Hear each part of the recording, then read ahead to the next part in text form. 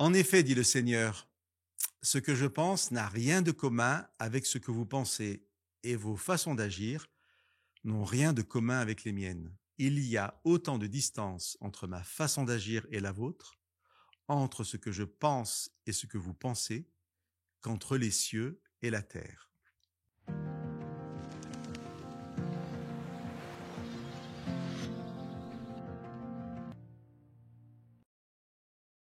Un argument qui revient souvent lorsque l'on parle de Dieu à des personnes qui ne croient pas.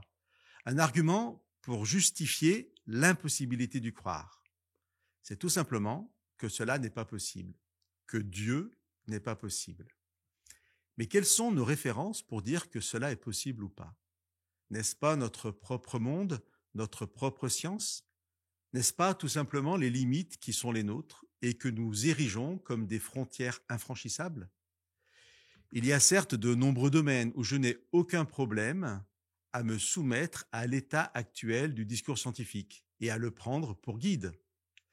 Mais je reste méfiant face au risque du processus réducteur de la rationalité scientifique, dès qu'il s'agit du domaine de la foi et du croire.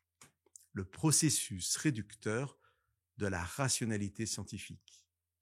Dieu nous rappelle aujourd'hui que le mieux est de ne pas chercher à comparer. Et si nous essayions de nous décentrer de nous-mêmes et d'accueillir ce que Dieu nous propose? Agir ainsi s'appelle la foi. Quand Dieu nous fait une promesse et que nous y croyons, au lieu de dire « cela n'est pas possible ». Quels que soient nos critères de jugement, nos expériences de vie, nos certitudes, nos croyances, faisons aujourd'hui cet acte de foi de croire que ce que Dieu dit est vrai. Non pas parce que nous le comprenons, non pas parce que nous pouvons l'expliquer, non pas parce que cela est conforme à notre univers scientifique, mais parce que Dieu le dit.